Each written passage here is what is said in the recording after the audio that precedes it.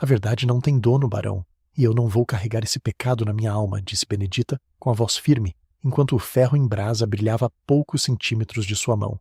Naquela manhã, o Vale do Paraíba estava coberto por uma neblina densa, como se a própria natureza quisesse esconder a crueldade que estava prestes a acontecer no pátio da Fazenda Santa Rita. O que ninguém sabia, muito menos o homem que segurava o chicote, era que aquele ato de maldade seria o primeiro passo para de sua própria destruição. Olá, que bom ter você aqui conosco. Prepare-se, pois a história de hoje é uma jornada profunda sobre orgulho, queda e a justiça que vem de onde menos se espera. Eu peço que você assista a este relato até o final, pois o desfecho vai te fazer repensar tudo o que você sabe sobre perdão. Se você gosta de narrativas reais e emocionantes, já se inscreva no canal para apoiar nosso trabalho e, ao final, deixe seu comentário com uma nota de 0 a 10 para essa história. Sua participação é o que nos move. O barão Henrique de Albuquerque era o retrato vivo da arrogância do Segundo Reinado. Dono de milhares de pés de café que pintavam as colinas de verde, ele caminhava pela sua propriedade como se o chão não fosse terra, mas ouro. Suas botas de couro importado afundavam na lama vermelha típica da região, mas ele nunca se sujava. Havia sempre alguém para limpar o que quer que respingasse em sua farda impecável. Henrique vivia para a aparência. Para ele, o mundo se resumia ao prestígio que seu título de barão comprava e ao medo que ele infundia nos olhos de quem o servia. No bolso do seu colete de seda, ele carregava seu bem mais precioso, um relógio de bolso de prata com o brasão da família gravado na tampa. Aquela joia não servia apenas para marcar as horas. Ela simbolizava o controle absoluto que Henrique exercia sobre a vida de centenas de pessoas. Quando o relógio batia, o café era colhido. Quando o relógio batia, as punições eram aplicadas. Henrique sentia-se o mestre do tempo e do destino. Mas por trás de toda aquela pompa, havia um vazio que nem as sacas de café conseguiam preencher. Ele era um homem solitário, cercado de bajuladores, mas sem um único amigo verdadeiro. Benedita era o oposto de seu senhor. Escravizada de confiança que trabalhava na fiação da casa grande, ela tinha mãos que pareciam entender o ritmo da natureza. Seus olhos eram calmos, mas carregavam uma força que incomodava o barão. Ele sentia que não conseguia dobrar a alma daquela mulher, por mais que possuísse o seu corpo, e foi essa resistência silenciosa que levou Henrique a cometer o maior erro de sua vida. Tudo começou com uma transação de terras escusa. Henrique, ganancioso por expandir seus domínios, tentou se apropriar de uma propriedade vizinha que pertencia a uma viúva desamparada da região. Para que o golpe funcionasse, ele precisava de uma testemunha que confirmasse uma falsificação em um documento antigo perante o cartório da vila. Ele escolheu Benedita, acreditando que a ameaça seria suficiente para fazê-la mentir. Mas ele não conhecia a fibra de que Benedita era feita.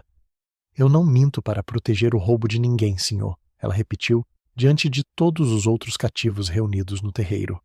A fúria de Henrique foi instantânea.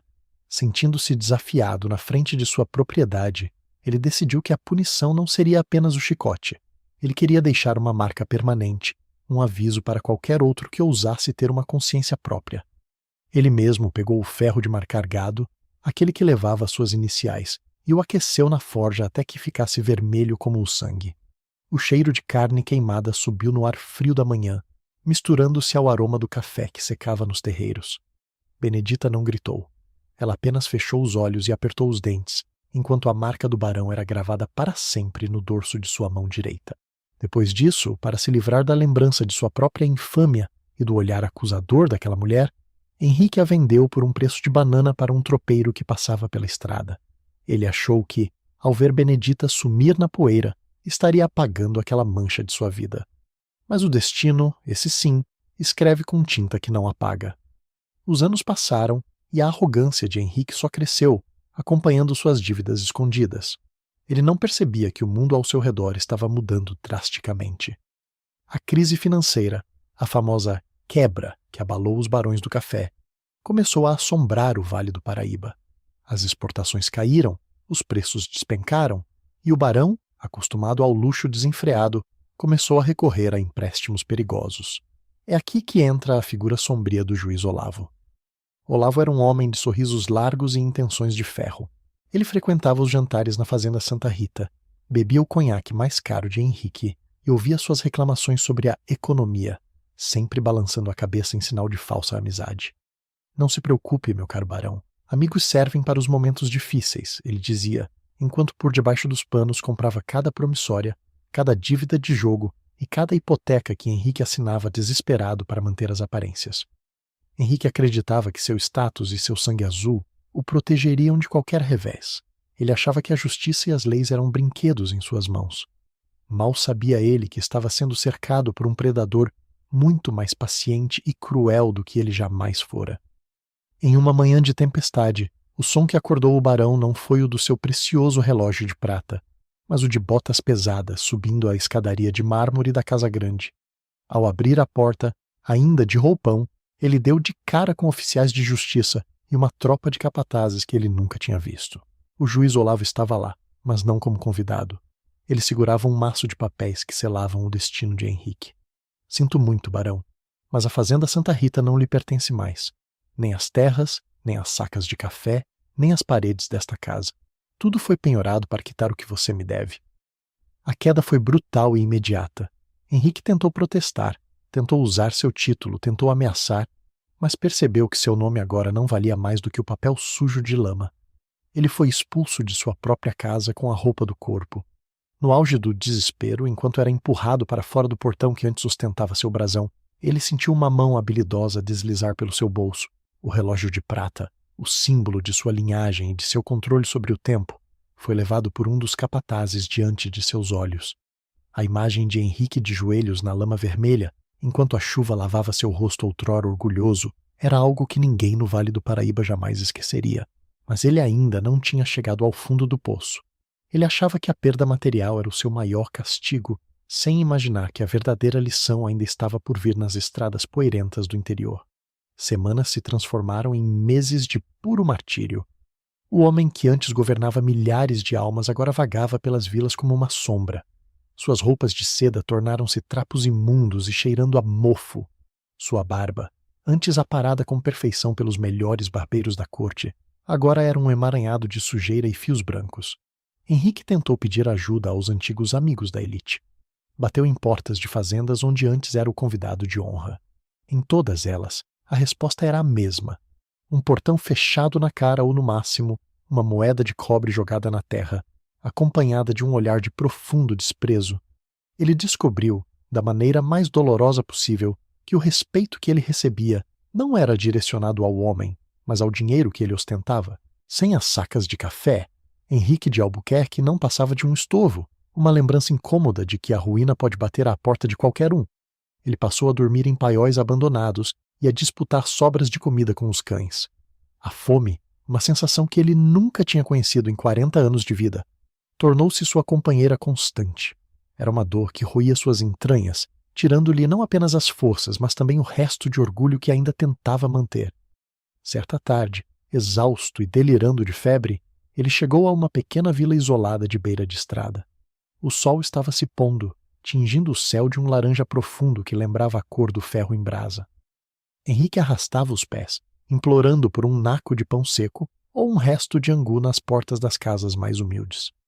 Por favor, uma alma caridosa, um pedaço de pão, ele balbuciava, mas era escorraçado por todos. Para aquelas pessoas, ele era apenas mais um mendigo perigoso, um resto de gente que não merecia compaixão. Ele chegou à última casa da vila, uma construção simples de pau a pique, mas rodeada de flores e um asseio que saltava aos olhos. O aroma de café fresco e pão de milho assado cortava o ar úmido da tarde, trazendo memórias dolorosas de uma opulência que parecia ter pertencido a outra vida. Henrique, sem forças para dar mais um passo, desabou diante da pequena varanda de terra batida. A porta se abriu com um rangido suave. Uma mulher saiu, segurando um naco de pão de milho fumegante, o único que ela tinha para o seu próprio jantar. Henrique levantou os olhos, a visão embaçada pelas lágrimas e pela fraqueza extrema. Quando ele finalmente conseguiu focar o rosto daquela mulher, o ar fugiu de seus pulmões e o mundo pareceu parar de girar. Lá estava ela, Benedita. Mas não era a cativa maltrapilha que ele tinha vendido anos atrás para sumir no mundo. Ela vestia roupas simples, porém dignas, e seu olhar não tinha mais o medo ou a submissão que ele tentava impor. Era o olhar de alguém que conquistou sua própria liberdade e o seu próprio chão. Henrique sentiu um soco no estômago quando seus olhos desceram para a mão direita daquela mulher, Lá, bem nítida sobre a pele escura, estava a cicatriz em forma de iniciais que ele mesmo, em sua soberba diabólica, tinha gravado a fogo. O barão, o grande Henrique de Albuquerque, caiu de joelhos aos pés da mulher que ele tentou destruir. Ele não chorava por arrependimento, ainda não. Ele chorava de vergonha e de uma fome que o fazia tremer como uma criança perdida na mata. Benedita, por favor, sussurrou ele com a voz falhando, os olhos fixos no naco de pão que ela segurava. O silêncio que se seguiu foi pesado e sufocante, preenchido apenas pelo som distante do sino de uma capela e pelo batimento acelerado do coração de um homem que descobria, enfim, que o tempo não pertence a quem carrega um relógio de prata, mas a quem sabe semear a verdade. Benedita olhou para as cicatrizes em sua mão e depois para o homem destruído aos seus pés. O que aconteceu naquele encontro mudaria para sempre o destino daquela região, pois Benedita guardava um segredo que Henrique nem podia imaginar. Mas isso era só o começo. O que ela revelou em seguida mudou tudo o que Henrique pensava sobre a sua própria queda e sobre quem realmente era o seu inimigo. Você não imagina o que aquela mulher foi capaz de guardar durante todos esses anos de silêncio. Benedita permaneceu imóvel por longos segundos, com um naco de pão de milho estendido, enquanto o sol terminava de se esconder atrás das montanhas, lançando sombras compridas sobre o corpo encolhido de Henrique. Ela olhou para o homem que um dia fora o senhor absoluto de sua vida e viu apenas uma carcaça vazia, um farrapo humano que tremia não só de frio, mas de uma vergonha que parecia pesar mais que o chumbo. Naquele momento, o silêncio da vila era tão denso que Henrique podia ouvir o próprio coração batendo, descompassado, como um animal acuado. Ele esperava o golpe. Henrique fechou os olhos, encolhendo os ombros, esperando que Benedita usasse aquela mesma mão marcada pelo ferro para desferir um tapa, ou que ela simplesmente risse de sua desgraça e batesse à porta, deixando-o morrer de fome na sarjeta. Afinal, era isso que ele teria feito. Era isso que o mundo que ele construiu ensinava, que o forte pisa no fraco e o fraco, quando pode, se vinga. Mas Benedita não pertencia àquele mundo de sombras. Pegue-o, Henrique, coma, disse ela, com uma voz que não carregava ódio, mas uma piedade que doía mais que qualquer chicotada. Ela não o chamou de barão, não o chamou de senhor, chamou-o pelo nome, despindo-o da última camada de poder que ele ainda tentava, delirante, sustentar em sua mente. Henrique agarrou o pão com as mãos sujas e trêmulas. Ele comeu como um bicho, sem mastigar direito, sentindo o gosto do milho e do sal misturado às suas próprias lágrimas. Era o melhor banquete que já tinha provado em toda a sua vida. Nem os jantares com prataria de Portugal na fazenda Santa Rita, nem os vinhos caros trazidos do Rio de Janeiro tinham o sabor daquele pão oferecido pela mulher que ele tentou apagar da existência. Sente-se aqui, no chão da varanda. Vou buscar uma caneca de água, ordenou Benedita, entrando na casa simples de pau a pique. Henrique obedeceu sem questionar. Ele se encostou em um dos esteios de madeira da varanda e olhou ao redor. O lugar era humilde, mas havia uma dignidade ali que ele nunca conseguiu comprar com suas sacas de café. Havia flores plantadas em latas de querosene. O chão de terra estava varrido, e o cheiro de arruda e café fresco trazia uma paz que ele não sentia há décadas. Mas havia algo naquela cena que não fazia sentido para Henrique. Como aquela mulher, vendida como mercadoria para um tropeiro qualquer, tinha conseguido um pedaço de chão e uma casa tão bem cuidada? Como ela não estava em uma fazenda alheia, servindo a outro senhor? E mais do que tudo, por que ela o estava ajudando? Essas perguntas começaram a abrir pequenos loops em sua mente exausta, impedindo-o de simplesmente adormecer ali mesmo. Benedita voltou com uma caneca de barro cheia de água fresca e um pano úmido. Sem dizer uma palavra, ela se ajoelhou diante dele e começou a limpar a sujeira do rosto de Henrique, com a mesma paciência com que se limpa uma ferida. Ele tentou desviar o olhar, mas não conseguiu. Seus olhos sempre voltavam para a cicatriz no dorso da mão dela. As letras H.A., Henrique de Albuquerque, estavam lá, em relevo, um lembrete eterno de sua crueldade. Por que, Benedita? Ele finalmente conseguiu perguntar com a voz rouca. Por que não me expulsou? Eu marquei você. Eu vendi você como se fosse nada. Ela parou o movimento do pano por um instante. Olhou fixamente para a própria cicatriz e depois para os olhos dele. O ferro marca a pele, Henrique. Mas o que você tentou queimar em mim foi a minha verdade. E a verdade não queima. Ela fica guardada, esperando o tempo de brotar. Eu não ajudo o barão que me feriu. Eu ajudo o homem que agora sabe o que é sentir o fogo da vida queimando por dentro. O que ele descobriu naquela noite, enquanto o vento soprava frio pelo vale, foi que Benedita não era apenas uma sobrevivente. Ela era a guardiã de uma história que ele pensava ter enterrado junto com sua fortuna. Mas isso era só o começo de uma revelação que faria o barão tremer de medo, não da fome, mas do passado. Enquanto Henrique descansava em um canto da varanda, protegido por uma manta velha que Benedita lhe deu, um vulto surgiu no caminho de terra. Era um homem idoso, de cabelos brancos como algodão e uma postura que ainda guardava os resquícios de quem muito trabalhou na terra. Era tio Barnabé, um antigo agregado da região que conhecia cada palmo de chão e cada segredo escondido sob as raízes das paineiras. Barnabé parou na entrada da varanda e semicerrou os olhos ao reconhecer a figura caída no canto. Benedita, o que esse resto de gente faz aqui? Você sabe quem ele é? Eu sei melhor do que ninguém, tio Barnabé, respondeu ela, saindo da sombra da porta. Mas ele está com fome, e o destino o trouxe até aqui. Deixe que o tempo faça o serviço dele. Barnabé cuspiu no chão, num gesto de desprezo. O tempo já fez, Benedita. O juiz Olavo está lá na vila, rindo com o dinheiro que roubou desse aí e daquela pobre viúva que morreu de desgosto. O cartório agora é a casa dele. Ele manda e desmanda, e quem abre a boca acaba no fundo do rio ou na ponta da corda. Henrique, que fingia dormir, sentiu um calafrio percorrer sua espinha ao ouvir o nome de Olavo. A ferida da traição ainda estava aberta e latejava. Ele percebeu que a queda dele não tinha sido um acidente do mercado de café, mas um plano meticuloso, uma armadilha onde ele próprio serviu de isca. A viúva, Dona Ismênia, murmurou Henrique, sentando-se com dificuldade. Olavo me disse que ela tinha assinado a venda. Ele me mostrou os papéis. Tio Barnabé soltou uma risada amarga. Papéis que você queria acreditar que eram verdadeiros, não é, barão? Você queria a terra dela para cercar o seu império. Mas você foi burro. Olavo não queria apenas ajudar você a roubar a viúva. Ele queria que você colocasse a sua própria assinatura em cima de uma mentira, para depois usar essa mesma mentira para tomar tudo o que era seu. Henrique sentiu o estômago revirar. A ganância o tinha deixado cego. Ele se lembrou do dia em que tentou obrigar Benedita a mentir sobre aquela escritura. Se ela tivesse mentido, talvez ele tivesse caído ainda mais cedo. Mas havia algo mais. Havia um detalhe que não encaixava naquela história de corrupção. Olavo me disse que as provas originais tinham sido queimadas no incêndio do cartório, há 10 anos, disse Henrique, tentando juntar as peças do quebra-cabeça. Benedita, que estava em silêncio até então, aproximou-se e sentou-se em um banco de madeira, de frente para ele. A luz de uma pequena lamparina de azeite iluminava seu rosto, dando-lhe uma aura de autoridade que Henrique nunca vira em ninguém. Olavo mente como respira Henrique. Houve um incêndio, sim, mas nem tudo virou cinzas, sussurrou ela.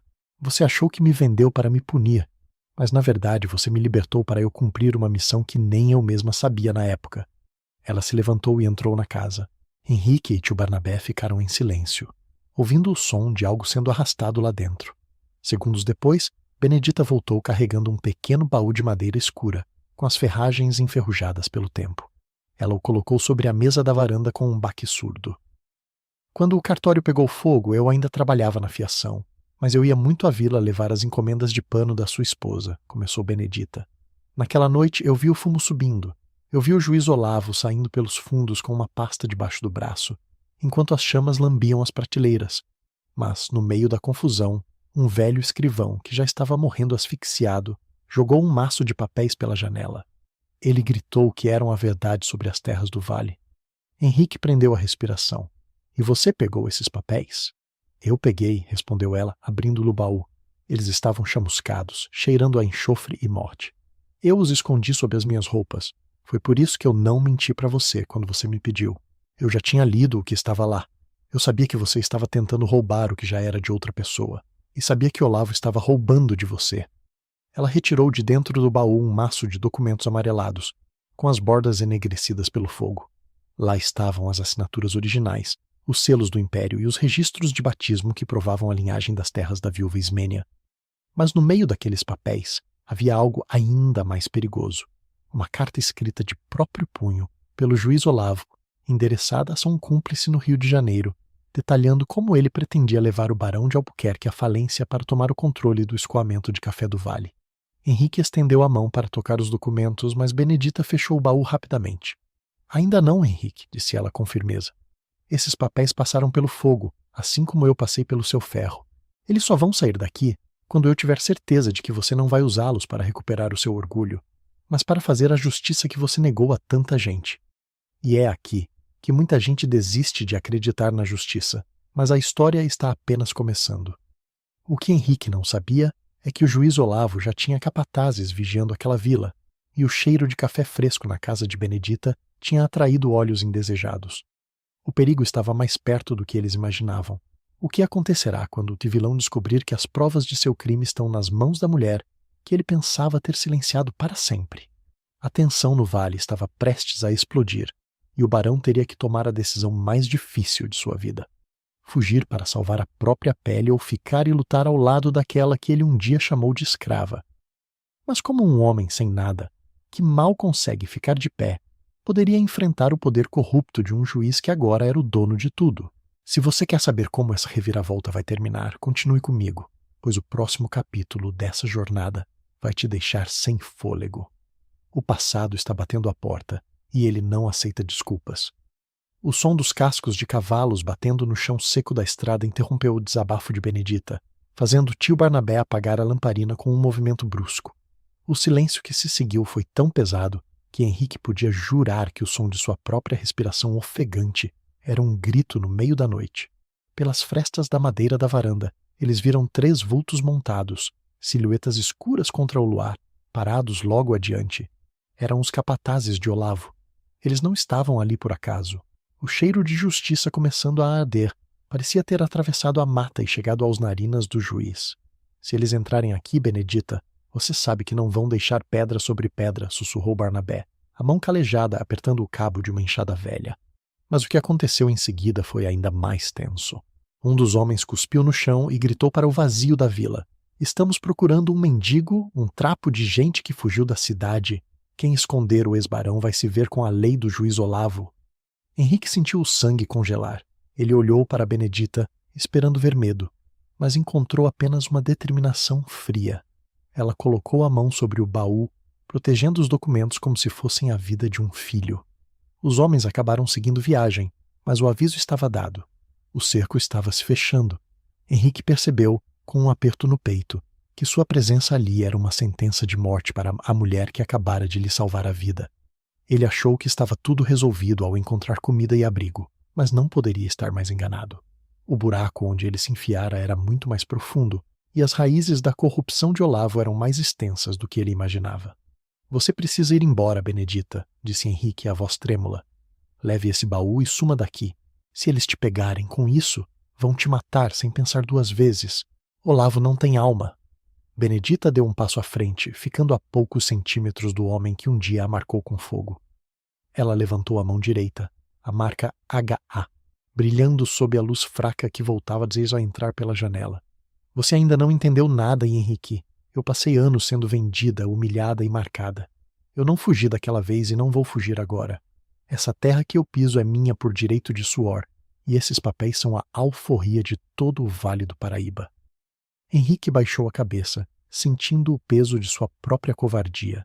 Ele, que sempre se orgulhou de ser o senhor de tudo, agora se via como o ser mais insignificante daquela varanda.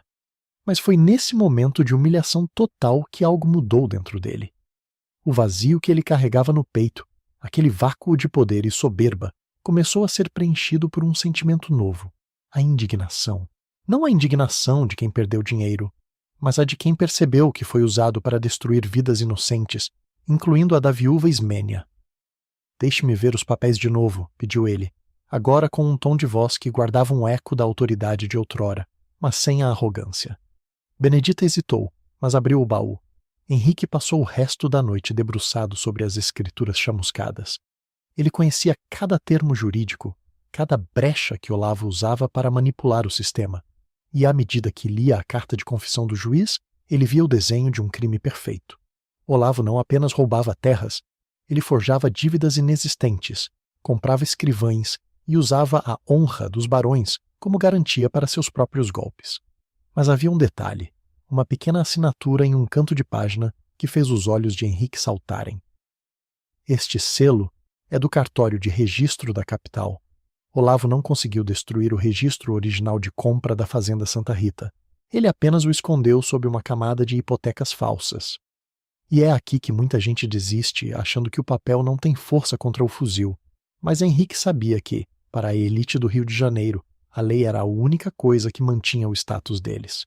Se o crime de Olavo chegasse aos ouvidos certos, ele cairia como um castelo de cartas. Temos pouco tempo, disse tio Barnabé, voltando da estrada onde vigiava. Ouvi dizer na vila que Olavo marcou uma audiência pública para daqui a 2 dias. Ele vai oficializar a venda das terras da Santa Rita para um grupo de investidores ingleses. Se ele assinar esse contrato, o dinheiro sai do país e ninguém mais consegue provar nada. As terras serão fatiadas e a verdade será enterrada para sempre. O prazo estava dado. Era uma corrida contra o tempo em meio ao terreno lamacento e perigoso do vale. Henrique olhou para as próprias mãos, ainda sujas da terra da estrada. Ele não tinha cavalos, não tinha armas e não tinha mais o respeito de ninguém. Mas ele tinha Benedita, e ela tinha a prova que o mundo inteiro acreditava ter virado cinza. Eu vou voltar, afirmou Henrique, levantando-se com uma força que surpreendeu até a si mesmo. Vou entrar naquela audiência e vou olhar nos olhos de Olavo, mas eu não posso fazer isso sozinho. Benedita deu um sorriso triste, mas carregado de uma nobreza que nenhuma coroa poderia dar.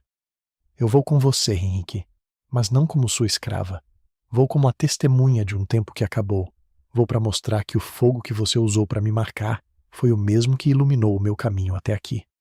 Naquela noite, eles selaram um pacto silencioso, um pacto entre o opressor arrependido e a vítima que se tornou juíza de sua própria história. A jornada de volta para a cidade principal não seria fácil. Olavo tinha homens em cada encruzilhada e a recompensa pela captura do ex-barão tinha aumentado. Eles teriam que viajar por trilhas fechadas, atravessando grotas e riachos, evitando as estradas principais. Cada passo de Henrique era uma agonia física, mas sua mente estava focada em uma única imagem, o rosto de Olavo quando visse o baú de madeira escura. No caminho, eles encontraram outros que também foram vítimas do juiz. Um ex-feitor que foi jogado na prisão por não aceitar um suborno. Uma parteira que viu sua pequena casa ser tomada por uma dívida de impostos inventada. Aos poucos, uma pequena comitiva começou a se formar na sombra das matas. Eram as vozes silenciadas do vale, guiadas por um mendigo que já foi rei e por uma mulher que nunca deixou de ser rainha de sua própria alma. Mas o perigo não era apenas externo. A cada quilômetro, Henrique lutava contra os demônios de sua própria consciência. Ele via as marcas do seu governo em cada senzala abandonada, em cada tronco de árvore que testemunhou castigos que ele mesmo ordenou. O vazio interno agora era ocupado por uma culpa que ardia. Como eu pude ser tão cego? Ele perguntava a si mesmo, enquanto ajudava a Benedita a atravessar um riacho. A tensão aumentava à medida que as torres da igreja da vila apareciam no horizonte. O sol do segundo dia já estava alto, e o sino da capela começou a dobrar, anunciando o início da audiência na sede do cartório. Olavo estaria lá, cercado de autoridades, rindo da desgraça alheia e preparando-se para o golpe final. Henrique sentiu um frio na espinha. Ele estava prestes a entrar na cova do leão, e tudo o que ele tinha para se defender era um maço de papéis velhos e a palavra de uma mulher, que o sistema ainda via como mercadoria. Ele achou que tinha apagado a nossa história, Benedita, disse Henrique, parando diante da entrada da vila, coberto por uma capa velha para não ser reconhecido. Mas ele esqueceu que as cinzas às vezes guardam brasas que podem incendiar um império inteiro. Benedita apertou o baú contra o peito e olhou para o antigo senhor. Não é um império que vamos incendiar, Henrique. É a mentira. E a mentira, quando queima, não deixa nada sobrar. Eles começaram a caminhar em direção à praça central, onde uma multidão já se aglomerava. O destino estava batendo à porta, e o confronto final seria muito mais dramático do que qualquer um deles poderia prever. O que Henrique não sabia era que Olavo já tinha um plano para se livrar dele permanentemente, assim que ele colocasse os pés na cidade. O perigo era mortal, e a justiça por um fio. O relógio da torre da igreja matriz bateu as 10 badaladas, e o som pareceu ecoar como marteladas em um caixão. A praça central da vila estava entupida de gente. Fazendeiros em seus cavalos luzidios, damas protegidas por sombrinhas de renda e uma massa de trabalhadores curiosos, todos amontoados sob o sol forte do meio-dia. Dentro do salão nobre do cartório, o ar era denso, cheirando a cera de assoalho e ao perfume caro do juiz Olavo. Ele estava sentado à cabeceira de uma mesa de jacarandá, com uma caneta de pena de ouro na mão, pronto para assinar o documento que entregaria as terras do vale aos investidores estrangeiros. Mas o que aconteceu em seguida foi algo que ninguém ali poderia ter previsto. A porta pesada de carvalho do salão se abriu com um estrondo, e o silêncio que se seguiu foi absoluto. Henrique entrou primeiro. Ele não usava mais suas fardas de gala ou suas botas de couro importado. Vestia a mesma capa velha de mendigo, mas seus ombros estavam erguidos e seu olhar tinha uma lucidez que assustou quem o conhecia. Logo atrás dele, caminhava Benedita, segurando o baú de madeira escura com as mãos firmes. "Parem tudo! Essa audiência é baseada em uma mentira!" gritou Henrique, sua voz ecoando pelas paredes altas do cartório. Um murmúrio de choque percorreu a sala. O juiz Olavo, pálido por um breve segundo, logo recuperou a compostura e soltou uma risada de deboche que cortou o ambiente como uma faca. "Vejam só! O mendigo de Albuquerque resolveu dar o ar da sua desgraça. Guardas, tirem esse trapo humano daqui antes que ele suje o meu tapete." Os capatazes de Olavo avançaram, mas Henrique não recuou. Ele deu um passo à frente, ignorando as ameaças. "Eu posso ter perdido a minha fazenda, Olavo, mas você perdeu a sua alma há muito tempo. E hoje o vale vai saber o preço da sua corrupção." Olavo levantou-se, a fúria brilhando nos olhos. "Você é um falido, Henrique? Sua palavra não vale o papel que eu uso para limpar as minhas botas. Quem acreditaria em um homem que não tem onde cair morto?" "Eles não precisam acreditar em mim", respondeu Henrique, voltando-se para Benedita. "Eles vão acreditar na verdade que você tentou queimar." Foi nesse momento que Benedita deu um passo à frente e colocou o baú sobre a mesa de jacarandá, bem diante do juiz. O barulho da madeira batendo na mesa soou como um tiro. Olavo olhou para o baú e, pela primeira vez, o medo real atravessou seu rosto. Ele reconheceu a peça. Era o mesmo baú que ele acreditava ter sido destruído no incêndio do cartório. Mas ele ainda achou que estava tudo resolvido. "Isso é um lixo velho. Papéis queimados não servem como prova em tribunal nenhum", vociferou o juiz, tentando retomar o controle da situação. Foi então que Benedita, com uma calma que parecia vir de outro mundo, abriu a tampa do baú. Ela retirou o maço de papéis amarelados e, com a mão direita, aquela que ostentava a cicatriz das iniciais de Henrique, estendeu o documento principal para o escrivão da capital que acompanhava a sessão. "Aqui estão as assinaturas originais da dona Ismênia", disse Benedita, sua voz clara e sem tremer. "E aqui está a carta que o senhor escreveu, juiz Olavo, detalhando como pretendia arruinar o barão para tomar o controle do café. O fogo não levou tudo, ele deixou as provas de que o senhor é o maior criminoso deste vale." O salão explodiu em um clamor. O escrivão da capital, um homem de aparência severa que não estava no bolso de Olavo, pegou os papéis com cuidado, examinando os selos imperiais que ainda estavam intactos. Olavo tentou avançar sobre a mesa para rasgar os documentos, mas Henrique se colocou no caminho. "Acabou, Olavo. O tempo da sua mentira chegou ao fim." O juiz olhou ao redor desesperado, buscando o apoio de seus aliados, mas a elite local, percebendo que o barco estava afundando, começou a se afastar. Ninguém queria ser associado a um homem que estava prestes a ser desmascarado diante de uma autoridade da capital. "Isso é uma montagem. Essa escrava está mentindo", gritou Olavo, a voz agora esganiçada. Benedita olhou para ele com um desprezo profundo. "Eu não sou mais sua escrava, nem de ninguém, Olavo. E a marca na minha mão é a prova de que eu sei o que é o fogo. Eu sobrevivi ao ferro do barão e sobrevivi ao seu incêndio. Você, no entanto, não vai sobreviver à verdade." O escrivão da capital levantou-se, os olhos fixos em Olavo. "Estes documentos são legítimos. As assinaturas coincidem com os registros da corte e a confissão é clara. Juiz Olavo, o senhor está destituído de suas funções e sob custódia imediata por crime de fraude, falsificação e conspiração contra o patrimônio alheio." O silêncio que se seguiu foi quebrado apenas pelo som das algemas sendo fechadas nos pulsos do homem que, minutos antes, se sentia o dono do mundo. Henrique sentiu um peso enorme saindo de seus ombros, mas não sentiu a alegria que esperava. Olhando para Olavo sendo levado pelos guardas, ele viu o reflexo do que ele mesmo poderia ter se tornado se não tivesse caído. Ele viu a ruína de um homem que colocou o poder acima de qualquer humanidade. Mas ele também sabia que a queda de Olavo era apenas metade da jornada. A verdadeira justiça ainda precisava ser feita, e ela não envolvia apenas prisões e papéis. E é aqui que muita gente desiste de lutar, achando que a vitória está no tribunal.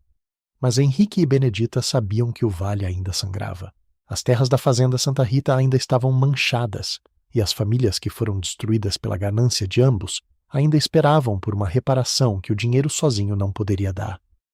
Mas o que aconteceu depois que a poeira da audiência baixou foi o que realmente mudou a história do Vale do Paraíba para sempre. Henrique tomou uma decisão que deixou a todos, inclusive Benedita, sem palavras.